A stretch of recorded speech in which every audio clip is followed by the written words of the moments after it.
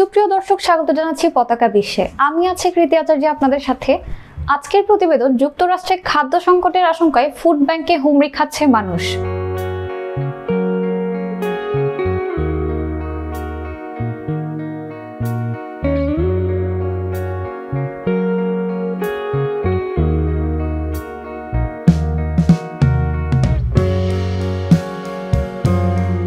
Washington ও Chicago শহর।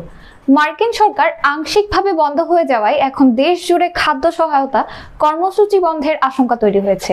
আর সেই আতঙ্কেই প্রস্তুতি নিচ্ছে যুক্তরাষ্ট্র জুড়ে হাজারো ফুড ব্যাংক। ওয়েস্ট ভার্জিনিয়ার হান্টিংটনে অবস্থিত ফেসিং হাঙ্গার ফুড ব্যাংকের প্রধান নির্বাহী সিনথিয়া কার্কহার্ট বলেছেন, তারা এখন আলু পর্যন্ত রেশন করে দিতে বাধ্য হচ্ছেন। যদি স্ন্যাপ সুবিধা বন্ধ হয়, মানুষের আর কোনো বিকল্প থাকবে না। এই ফুড ব্যাংকগুলো শুধু ওয়েস্ট ভার্জিনিয়া নয়, বরং ওহাইও ও কেনটাকির পরিবারগুলোতেও খাবার সরবরাহ করে। কিন্তু এখন খাদ্যের দাম বেড়ে যাওয়ায় এবং চাহিদা দ্বিগুণ হয়ে যাওয়ায় তাদের বাজেট ভয়াবহ চাপে পড়েছে।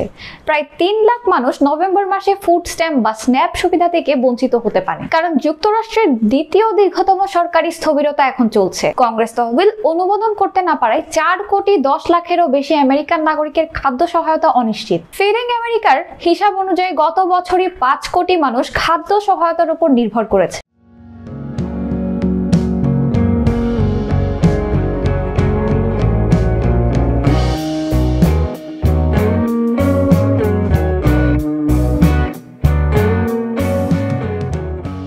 যেখানে 2019 সালে এই সংখ্যা ছিল মাত্র 4 কোটি। ফুড ব্যাংকগুলো এখন তহবিল সংগ্রহ করছে, কাজের সময় কমাচ্ছে, এমনকি কিছু জায়গায় খাবার কমিয়ে দিচ্ছে। তাদের মতে ফুড ব্যাংকের ভূমিকা সরকারি সহায়তায় বিকল্প নয়, বরং পরিপূরক।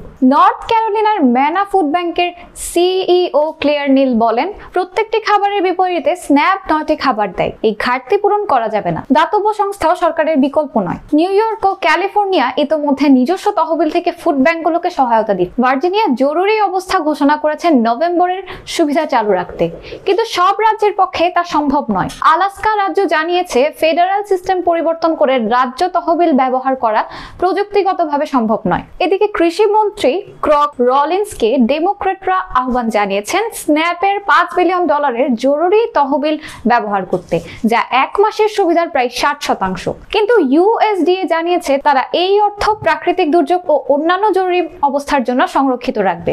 বিশ্লেষকরা বলছেন, যদি দ্রুত সমাধান না আসে, তাহলে আসন্ন নভেম্বরে লক্ষ লক্ষ আমেরিকান পরিবার খাদ্য সংকটে পড়বে। দর্শক, এই ছিল আমার আজকের প্রতিবেদন। ধন্যবাদ আপনাদের পতাকা বিশ্বের সাথে থাকার জন্য। পতাকা প্রহরী, বাংলাদেশ।